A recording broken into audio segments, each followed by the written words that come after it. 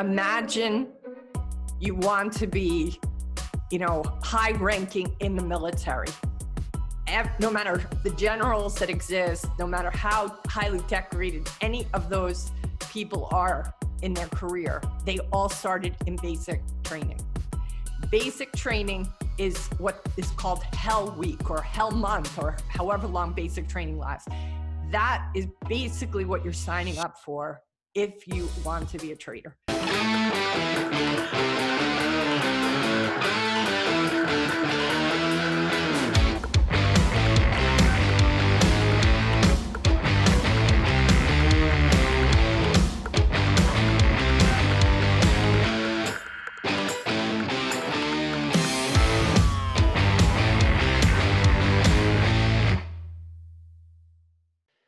All right, welcome back to the SteadyTrade podcast, everyone. I'm Tim Bohen here with Kim and Steven. We've got the whole team together today, and we'll see kind of where this episode goes. It's I think that most of you probably come to the SteadyTrade podcast because of we started out with Steven and I, and from the beginning we've always had that kind of breaking each other's type podcast and joking and lighthearted and and we've always trying to kind of keep it that way. I mean, I think my opinion is there's enough negativity out there, especially in the mainstream media, that we've always tried to focus on the positive but today we're gonna kind of venture into maybe a little bit of a different topic for us, and that's kind of that mentality and really I guess depression or finding your way in trading.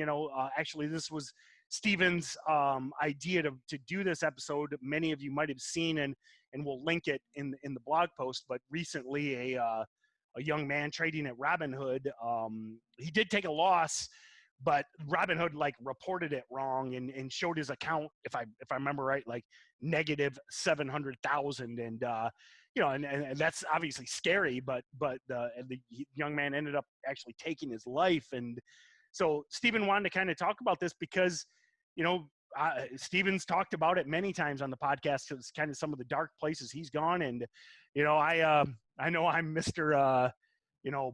Multiple suits of armor, but I have to admit many times in my professional life, in my personal life, in my trading career, there's been a lot of dark times. I mean, it's you'll go through stretches in this game where just nothing seems to work. And I mean, and that goes for when you're 10 years in or 20 years in or whatever. And there's been many books written about this. I mean, of that happening. And especially in the beginning. I mean, you're not sure if this is right for you, and maybe your mom or your wife or your husband or your brother are telling you you're just a degenerate gambler and you're losing and you're going to go to dark places. And I think to be successful over time, you need to know how to recover from that. And so that's kind of the topic of today. It was kicked off, lack of a better term, by that young man taking his life. But many of you might be in a losing streak trying to figure this out. And that's why I'm greatly happy that we've added Kim to the podcast this last year to kind of really give us that more of an introspection view. Because again, Steven and I might not be the best when it comes to actually analyzing ourselves. So anyway, that's the topic for today. And welcome, Kim. Welcome, Steven. Thanks, Tim. Thanks it's so good much. to be here. I'm just so glad, Steven, that you suggested this topic. I thought you were going to say you're so glad that I'm alive still. I'm going to say, oh, thanks. Well, that too. I'm still going. I don't think Kim's gone. Kim hasn't gone far enough back in your YouTube archive to see the early days. Kim came on a year ago, and a year ago, Steven's way more steady than 3 years ago, Steven. It's the SteadyTrade podcast that got me steady. But but I mean, it wasn't just my idea. It was actually a guy reached out on Twitter, and he was saying, I can't remember his name, it's a shame, but I just wanted to give him the props, and maybe you can put it in the description. But was a guy reached out saying, I'm surprised that this has happened, and maybe it's something that you should talk about on the podcast. And trading I mean, there's no hiding from it. It can go really, really wrong if you don't do it the right way. If you don't learn the right way, or you don't have a good mentor that guides you the right way, and this is not in any way a service to promote anyone, it's just saying, you go into it blindly with too much money, you could do something ridiculous that can put you in a very bad place. Something I've had people approach me through the years, whether they inherited some money or they sold a business or whatever, and they come to me and they're like, hey, thinking about trading, I've got, X, whatever, $250,000, 2 million. First thing especially when, especially when we're talking penny stocks, first thing I tell them is like, I don't care how much money you got. Start out with $5,000, okay? Because at least, and this is kind of Steven's philosophy. One of the things I greatly respect from Steven is he's got more money, but he handcuffs himself with a smaller account to keep from going into that bad place. And I think especially when you're new, I don't care if you got 20 million. If you're trading, 400% runners, long or short, limit yourself, because then at least if things go bad, it's $5,000. It's not 50 grand or 500,000 or whatever. Yeah, no. Yeah. I mean, my only ruling, just to add to that, is you've got to prove that you can trade profitably with a small account. Trading with a smaller account is harder than trading with a bigger account in terms of getting the practice of taking the trades and your entries and exits right. It's harder. But you've got to prove that you can master a small account. And I was flipping 500 to 5,000, 500 to 10,000. I did it a good few times before I even thought about trading a $10,000 account once I got it to that size. You've got to prove it, because once you've proven that, you've got a whole other area of challenges where it's, can you handle losing $700, $500? Can you handle losing $1,000? Can you handle losing 2,000? And your tolerance does grow over the years. Like I remember I lost $700 a couple of days ago, and I went to bed without even thinking about it. And I woke up the next day and I shrugged it off. And I thought, if I'd lost $700 3 years ago, I would have killed myself. Not killed myself, but I would have been absolutely devastated. So you've got to build your risk tolerance up over time, and obviously your profit should be 3 times your risk tolerance. If you jump in too fast too soon, you're going to go through major swings. So Kim, I want to bring you in. So, and hopefully this isn't too delicate, but like, what would I'm careful the way I want to phrase this, but what would you say to that young man? I mean, again, he's gone. I hate to kind of talk about it, but like, okay, so you fire up your brokerage account, it says negative 700,000. Let's say, okay, I don't want to focus on him. I don't like that. So let's say somebody, Joe Schmo out there as a listener, they open up their brokerage account and they've been losing and they're down to like $20 and they're in a dark place. What do you tell that person? I think before I would tell them anything, I would probably just try to be with them in the pain, right? I think this is why what Steven said before about the mentorship is so important. And I think the concept too of having at least one person who's got your back emotionally, because if you go with that kind of a loss to a loved one or to a friend who doesn't understand, they may make you feel worse about yourself, and you're already probably feeling pretty bad about yourself. So if you have one person who can be with you in your pain, who can not try to fix it, because who could fix that, right? But you could at least who can sit with you in that dark place, then you have hope, right? Then you have the ability to eventually come through it. That to me is why does anybody resort to that kind of an extreme response? It's because they're feeling shame and they're feeling pain and they don't know how to cope with it. And the problem with shame is that when shame gets so turned up in volume, you rarely want to talk to somebody, because you feel like if you talk to somebody, that will make you feel even worse, or that you'll feel even more shame because that person will look at you differently. So I would say to anybody who wants to play this game, before it even gets to that point, make sure you have at least one comrade, one person who's able to neutrally be in the discomfort of whatever challenge or loss you have coming up. Maybe you find somebody in a chat room that you're like, okay, this is a real person, but test them. Like, you know, people have to make sure they get people that really can hold space for them. Not everybody can hold space for people who are in a dark place. Some people want to change it or fix it or silver line it, so to speak. So make sure you find somebody way before that crisis comes. So does that answer your question? I'm not sure, Tim. I kind of went No. Yeah, I think so. tangent. Yeah. Okay. You know, I just think it's a serious, you know, the exciting thing about this time, I think, is that it is so accessible to everybody. That is like the bright side of Robinhood, right? The bright side of even SteadyTrade and what we have to offer, and all the new people that have come in now. Like, people are, you know, bored at home. They don't have sports. They don't have this, that, or the other things. They're like, wow. And I love that. As an entrepreneur, I love the entrepreneurial spirit. I love this sense of like, I can be the authority of my future. I can take responsibility. I can start. But with that comes this epic responsibility. And if anybody out there thinks it's easy or that it's going to be nothing but blue skies, you know, you're not listening to the right people.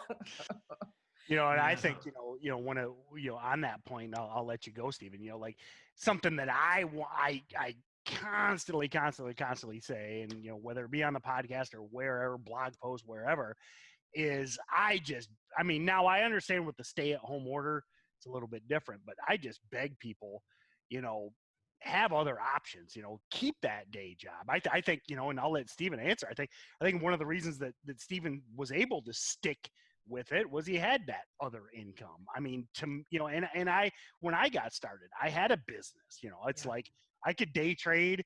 And I mean, if I blew up my account day trading, I still had the business. It's not, you know, so I think, you know, when it comes to mental health, you know, treat trading like a side hustle. You know, I still do that today. I mean, 80% of the work I do is with StocksToTrade. It's with SteadyTrade. It's blog posts. It's podcasts. It's mentoring. You know, it's like, you know, so again, if I take that bad loss, which happens 15 years later, it's not like the world ends. Yeah. And I think a lot of people put themselves in a bad situation where they see no other options because they put themselves in that situation. And, you know, whether it's, I mean, even if it's just a crappy job, keep something that gets you. I mean, if it's a $300 a week paycheck, at least it's $300 a week that's coming in. And so I'll let you go, Stephen. But that's one thing that I really, when people are like, I'm just, you know, I'm quitting my job and starting trading, I'm always like, man, you know, find consistency. The oldest phrase is don't put all your eggs in one basket. Why? Because if that basket breaks, you're screwed.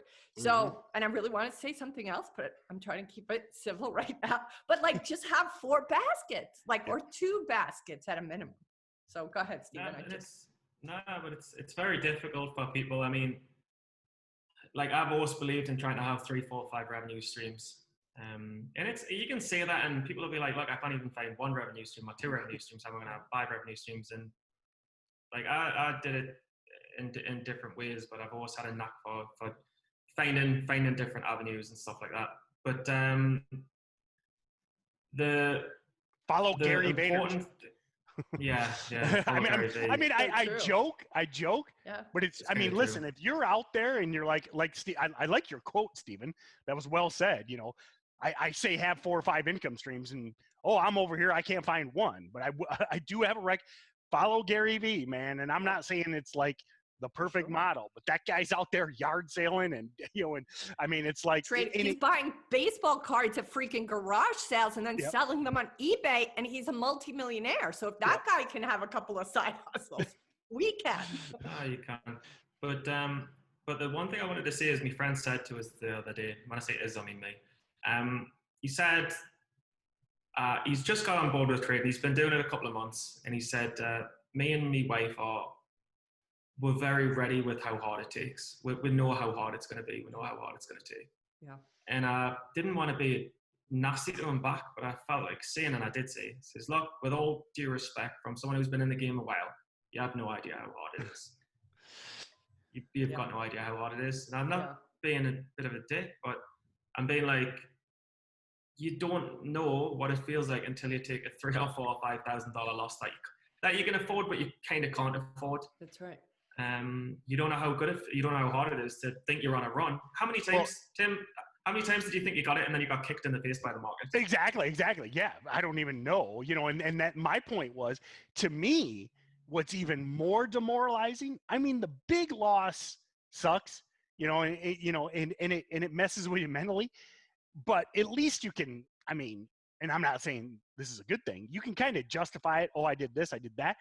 When I went in those dark periods was, I sold my business, I went into trading full time, and you go a month where nothing works, man. And it's like, I've never been, knock on wood, I've never been the big loss guy.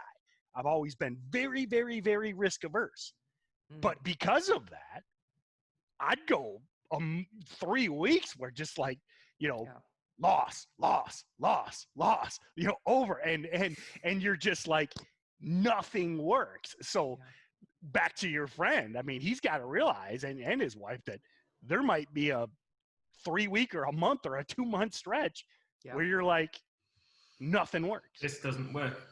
And that's the powerlessness that you bump into, that I think can cause that depression or really being so heavy and down, because I think a combination of like things not going your way, perhaps with higher than you should have expectations, coupled with this sense of powerlessness.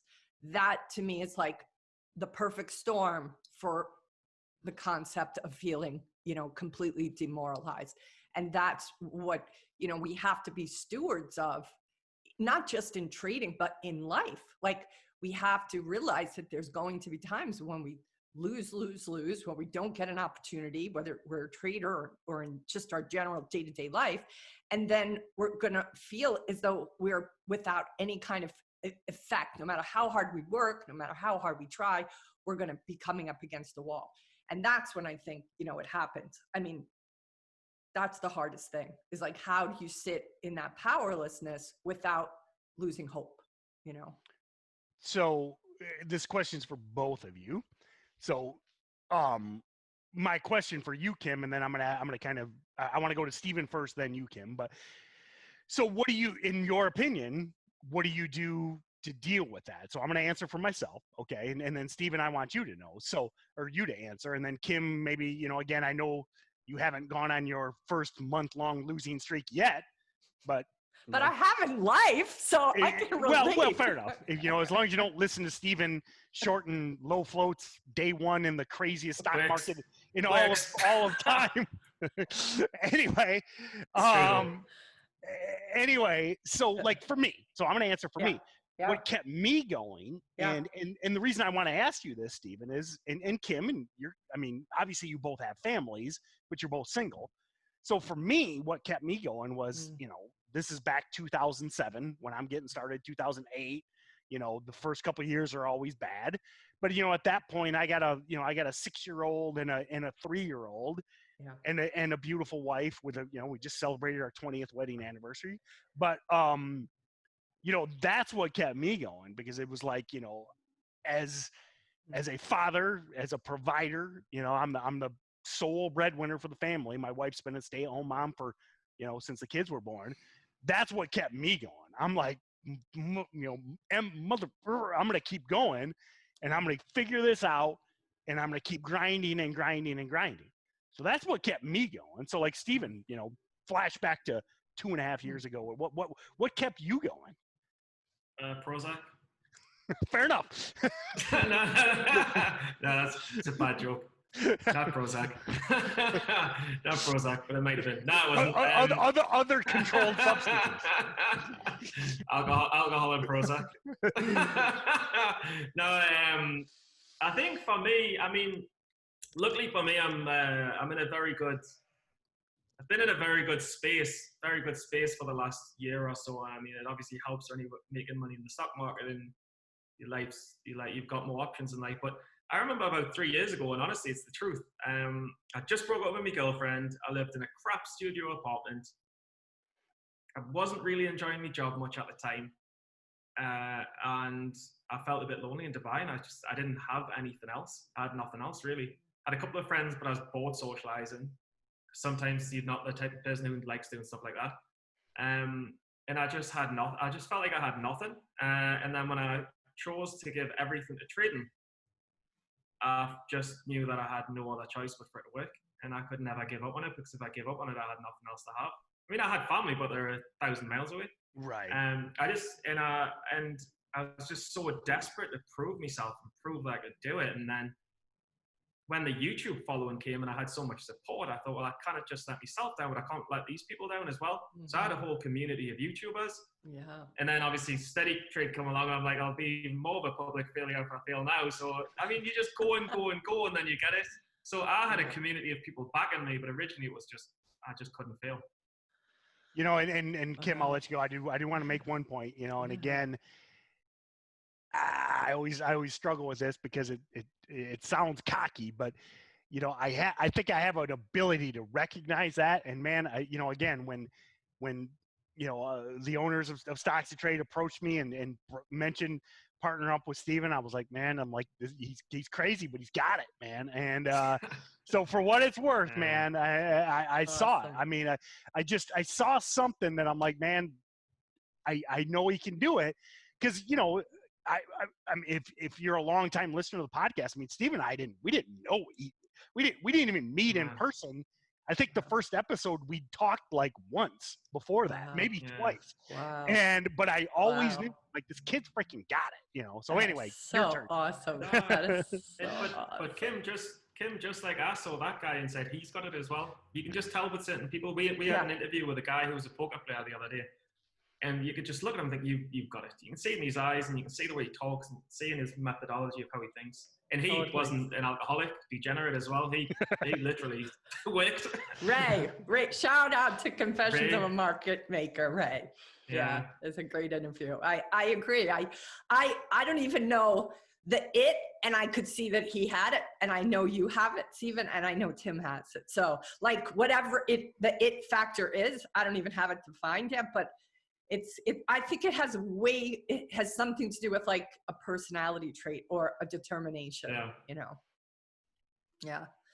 Or, what was the question again, Tim? So how, you know, the core of the question was, you know, I mentioned it was my family that kept me going through that dark period. Okay. Yeah. What if you are a 20-year-old guy, you know, maybe you're not on great terms with your family. I mean, I'm painting a picture. Let's say you move to another city. You know, you're not like hanging out with mom and dad. Maybe you don't have a girlfriend. Maybe you don't have a ton of friends except for Facebook or something. You know, and now you're 3 weeks into a losing streak. You know, and not to get too heavy, but what spawned this? You're thinking bad things. Yeah, you know, I think I'm just going to share just that I was thinking bad things myself when I got to Hawaii. When I was writing my book, before I was writing my book, I had did a year and a half of interviews. I had this incredible opportunity to house sit in Hawaii. I had interviewed some really famous, you know, finance people who I felt, you know, an obligation to see through getting those interviews out there. And I had writer's block. And I didn't really know how to get past that. And also somebody that I really trusted, that I had shared my early copy of my book with, had kind of ripped it off in another platform. And that was demoralizing and heartbreaking. So I had kind of a lot at one time hit me. And I had gone on a hike with some friends that kind of was an obscure, out of the place, you know, out of the way, kind of an illegal hike, but, you know, we crossed over some private property to get to because it's so beautiful. And I remember walking on that hike, you know, still being so down, thinking, wow, this would be a good place to go on a hike and maybe never come back. And like that kind of a thought, when I just couldn't see my way out. I thought, I can't go back to New York if I don't finish this book. I can't ever face these people in finance where I've worked for all these years if I don't finish this book. And yet I couldn't write the book. I totally was in the block, the writer's block thing. So, you know, how did I get out of it? I think I got out of that by simply thinking I didn't want to disappoint all those people that had given me that precious time.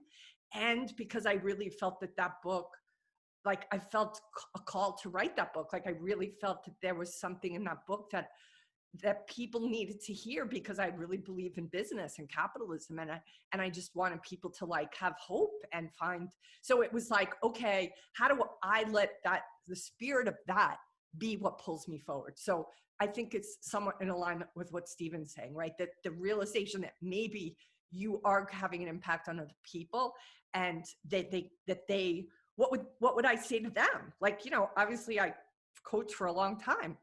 I guess I just want to say that, like, it happens. We all can be demoralized. We all can feel like we can't go on and we can't find our way out. But, you know, I was lucky to have friends that I could reach out to who could sit in that discomfort and hold space for me. And then eventually, you know, you climb yourself out. But you have to find the people who can help you be with the hard to be with stuff, you know?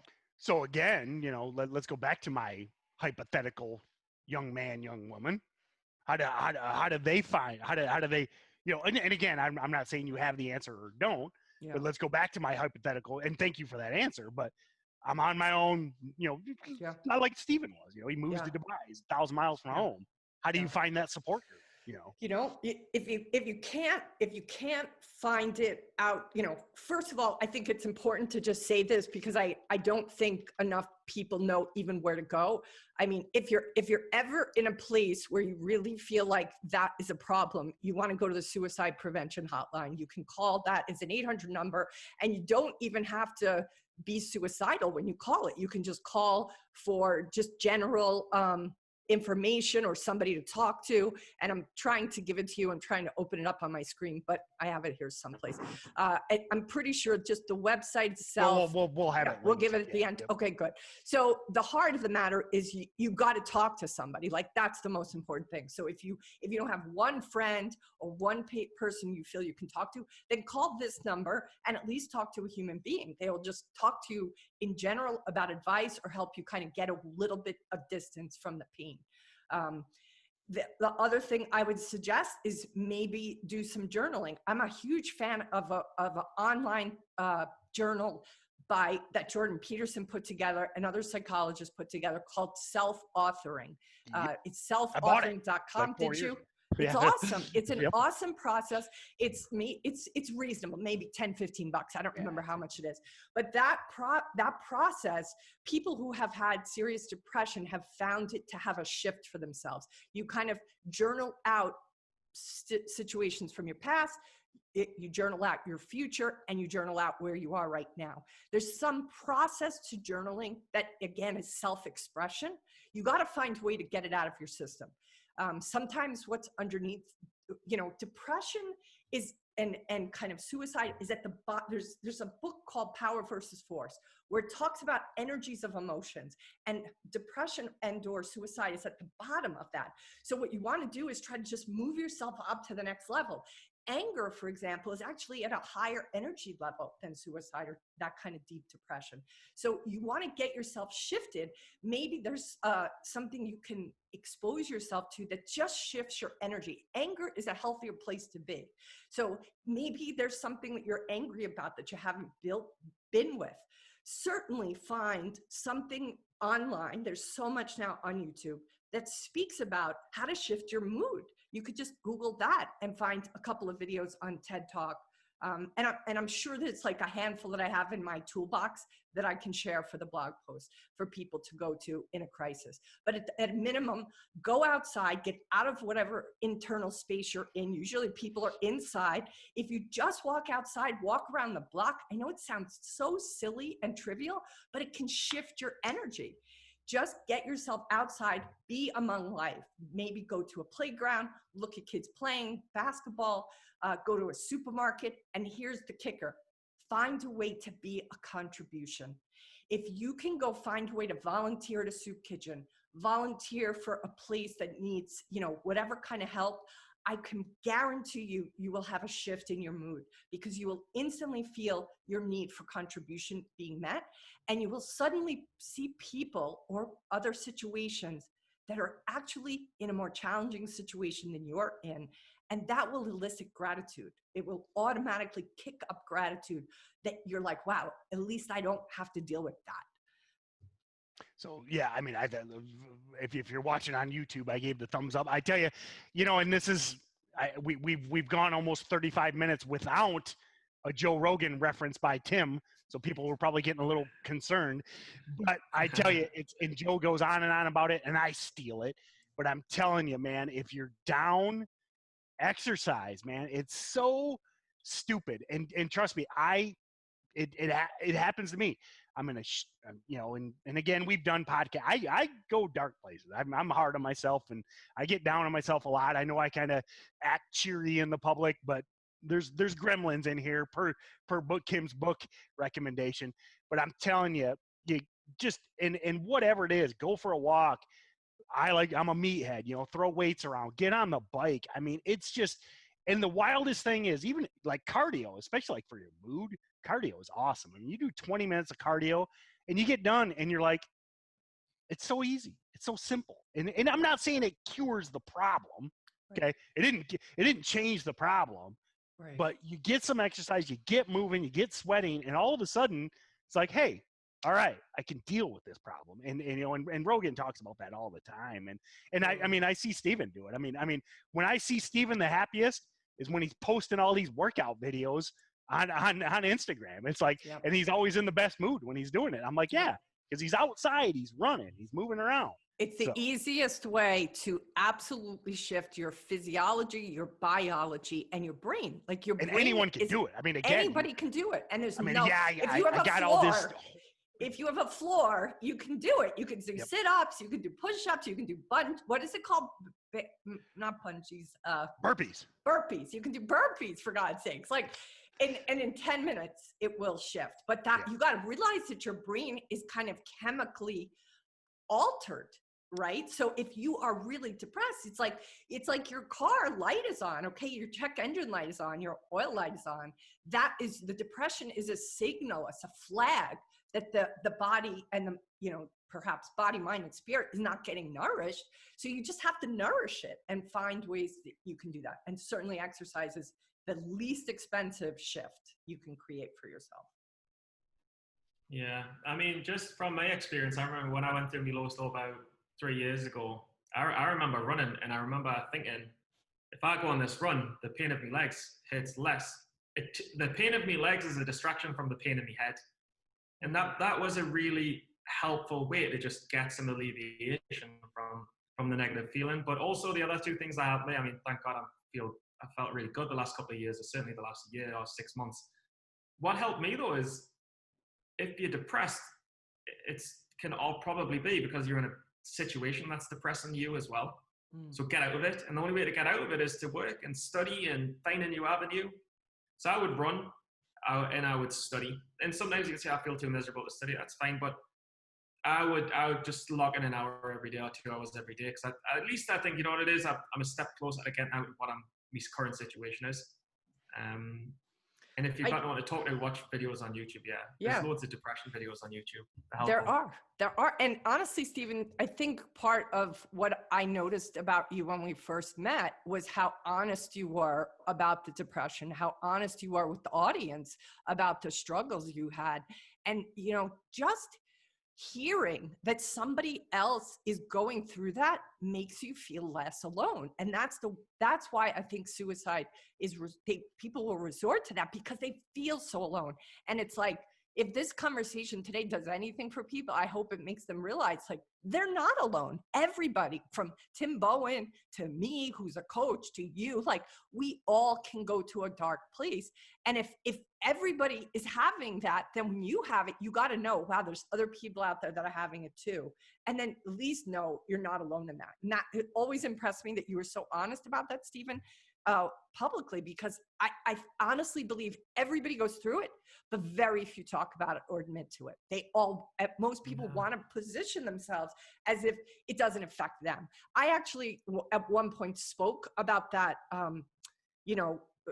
period when I was in Hawaii trying to struggle with the book on LinkedIn. I said something about, feeling suicidal.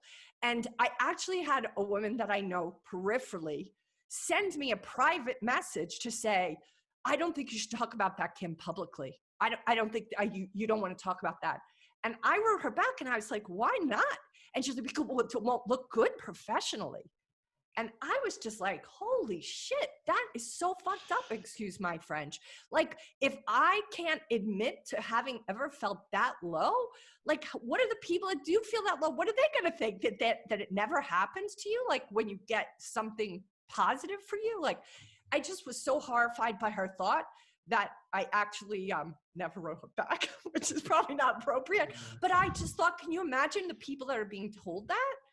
That's, and we were, it's interesting. We were talking about another trader that's struggling off air, and, I won't go into too many details, but I tell you, that's one of, definitely one of the double-edged swords of social media. And I know we talk about this a lot, but it's one of the things that really frustrates me with Twitter and, and everybody bragging about the wins. And then, and we've all seen it, it's like win. And then they don't tweet for like a week. And then win, don't tweet for a week. And it's like, and it's all just sunshines and roses. Yeah. And that's fine if you want to do that. I mean, listen, I don't care. It's freaking social media. All I do is post sarcastic memes all day long, but I mean, I'm not yelling at the guy that only brags about success. Do whatever you want. But what I don't like is, go back to my mythical 20-year-old guy living alone, and he sees that. Yeah. And then he's not winning every day. That's right. That's and right. then What's wrong with him? Yeah, I'm a loser, Totally. And But I think that right now, though, I mean, I'm sitting here, like, say I made 3,500 last month, sitting here feeling terrible about it. So I'm like, everyone else is making 5, 10, 15, 20, 30. Jim Grattani made $250,000 yesterday. Grattani made $250,000 yesterday. One day. Was that on that stupid CYDY? Yeah. Is that what was it on? I need to watch them stupid bulletin board stocks. Yep. I mean, drop CYDY dropped 50% intraday. Yep. I saw it after I missed it, and everyone was talking about it. But again, and listen, Grattani's. I mean, he's the nicest guy in the world. But like Steven said, he made $3,000. He's like, I suck. It's like it's $3,000. Exactly. In what world? Where's the 95% who lose? Yep. Where's the 95% who lose? I don't see them anywhere. Yep. Well, they're not talking because that's not what freaking, if people are advising them to do. It won't look good for their brand. So they don't talk about the truth. Yeah. They don't talk the truth because they're afraid that will decrease their subscribers or whatever. And so they don't talk about it. And that is what makes people feel like, oh my God, I'm such a loser. Like, but that's why the compare equals despair, right?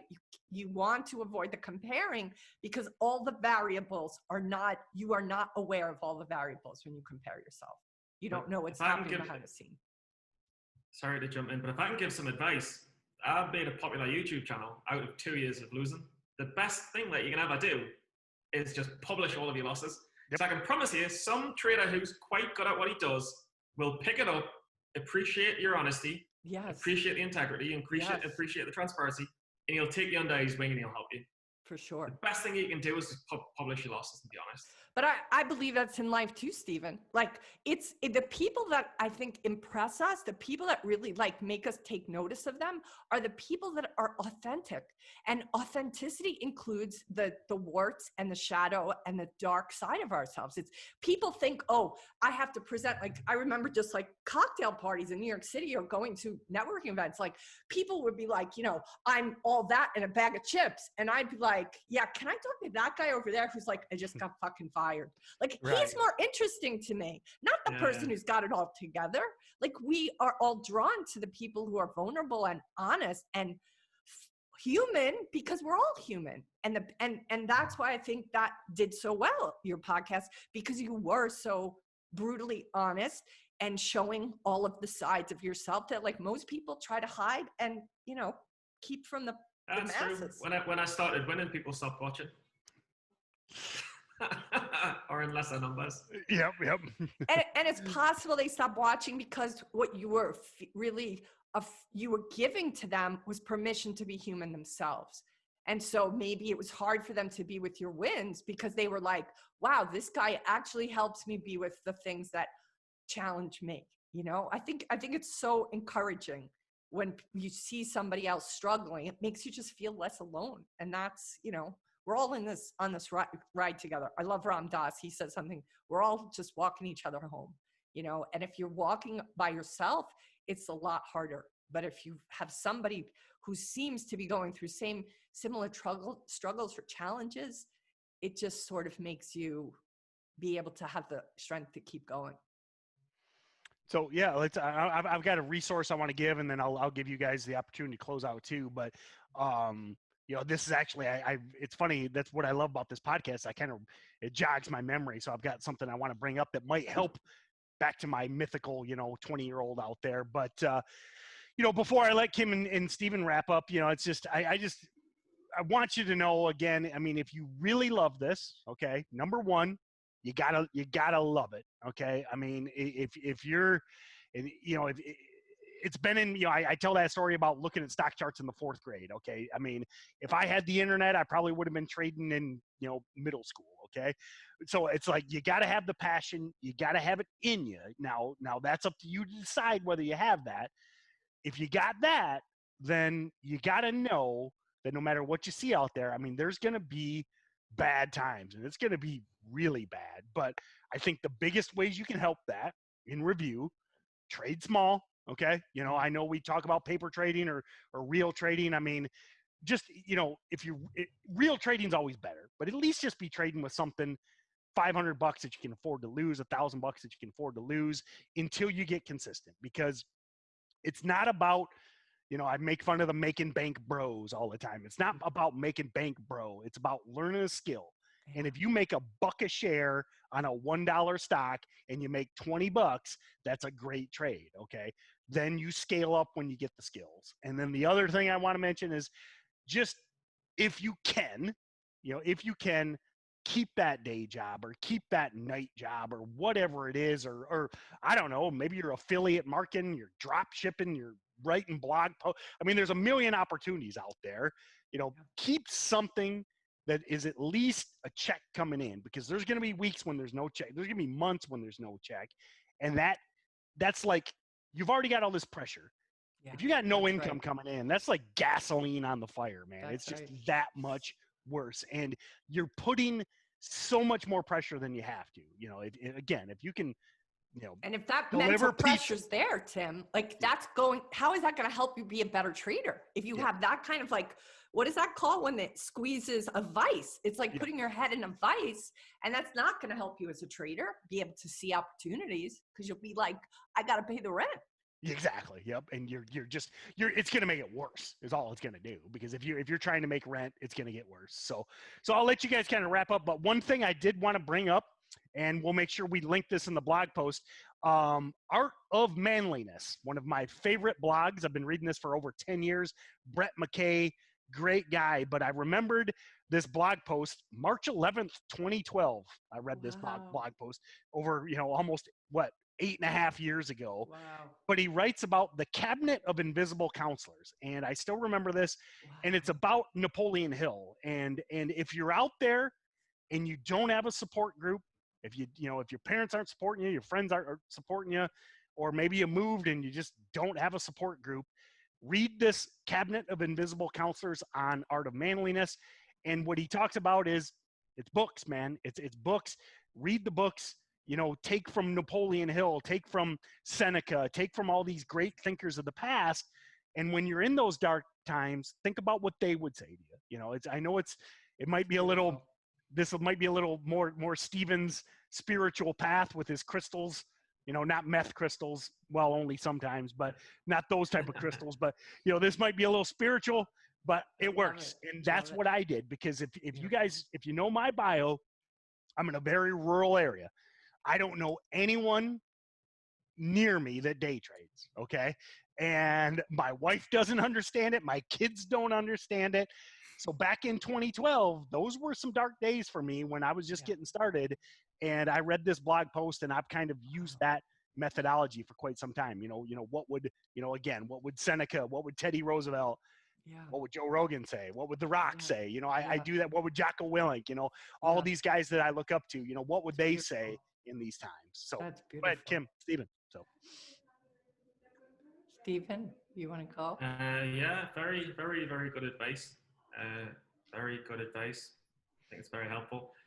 Mine is short, but honest. I would say just if you want to continue this discipline and this craft, this kind of art form, make sure that you value and love the process more than anything else. Because if you love the process more than you love the profits, and the profits come, but if you love the process, a period of losing should be an opportunity to learn.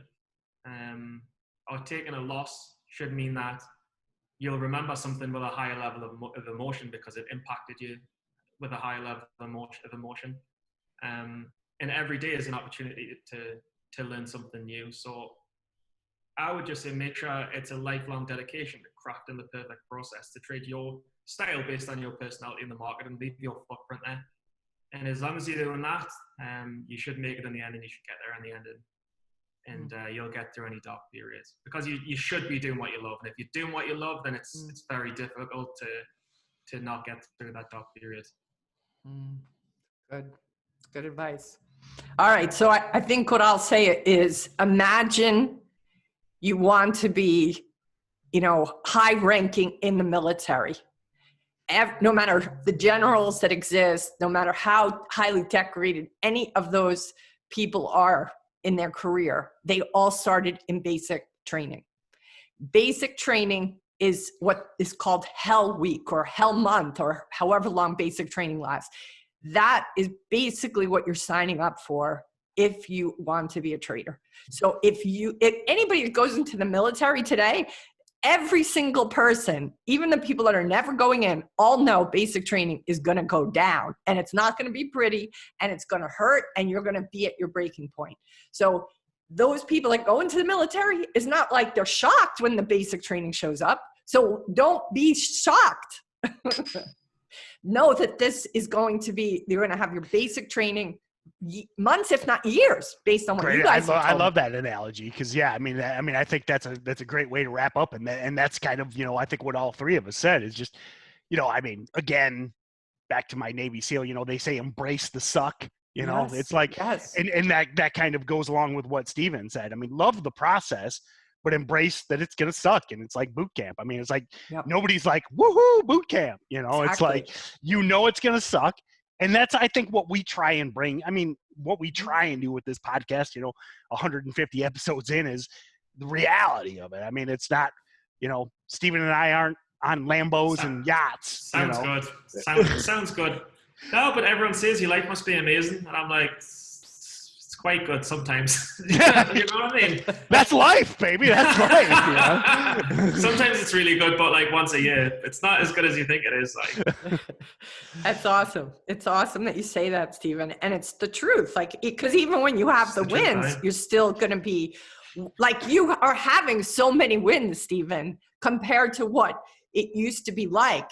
And yet today, what are you doing? You're thinking about all the guys that had the bigger wins, right? So it's like the needle is always going to be moved up when you're improving yourself. So anyway, just mentally know, okay, I'm going to boot camp and maybe it's going to last so long. How do I find my sense of value, in the places, if I'm not going to find it through trading right now or for a while, how can I be a contribution or find that value some other place in your life? Well, thanks, Kim. Thanks, Stephen. And thanks to everyone out there listening. This is something that I go on a rant a lot, but, I think that I know there's a lot of bad stuff in the world, but I also think that I think that this is one of the greatest times in history with unlimited opportunity. And man, if things aren't working for you, There's all these resources out there. We're going to link a bunch of stuff. And again, I mean, I've dealt with depression. Kim's dealt with it. Steven's dealt with it. I think probably everybody deals with it, unless you're a psychopath. You've gone through some dark times. Okay. If you've never been depressed, you might want to talk. You have somebody. other problems. You might might be a have other psychopath. problems. So keep in mind, I'm 75 years old. Kim's 25. Steven's like 28. We've all been there. It's part of life, and just, keep your head up. There's so much, with the internet, there's so much stuff out there. Focus on positivity, read books, avoid, if you're in a dark place. And I think social media is probably the last place you should go. If you're down, get a Napoleon Hill book. Okay. Yeah. And read a book. Go to get outside. David Goggins, that book you guys recommended. What was the name of it again? It was amazing. Yep. Can't Hurt Me. Yeah. Yep. So, I mean, and if you want to, there you go. Listen, if you're in a dark place, read that book, because Dave's been in a worse spot. Maybe not than everybody, but he's been in a worse spot than probably 90% of the people. Not everybody's sleeping with a 6-year-old with a gun under the pillow while their dad beats their mom and puts drugs in the back seat of the car. Okay. Exactly. He came from a bad place. So read that book. Great book, and if you're going to get on social media, follow Dave on Instagram. He'll get you. That's good. So, that's good. Exercise, eat right, take care of yourself. I know that stuff just sounds so corny and people pick on me a lot for it, but man, the reason I do that stuff is I am prone to depression. Okay. I get there a lot. I beat myself up a lot, but what gets me out of that is the books. That's why I read so much, is the exercise. That's why I do that stuff. It is family. So there's always someone out there, again, and if you got no one, like Kim mentioned, we'll link, to the suicide hotline. They're out there. They'll listen to you. They'll talk to you. There's always a way out. Okay. Even if there's guys that have gone to life in prison and then got a lot, look up Rich Roll, the real Rich Roll. Okay. That guy went to life in prison, learned, how to be a lawyer, got himself out of prison. That guy was in a dark place too. He was on the great Joe Rogan podcast. Check that out. Okay. There's always a way out. Keep your head up, and thank you for listening to the SteadyTrade podcast, and we'll see you next time.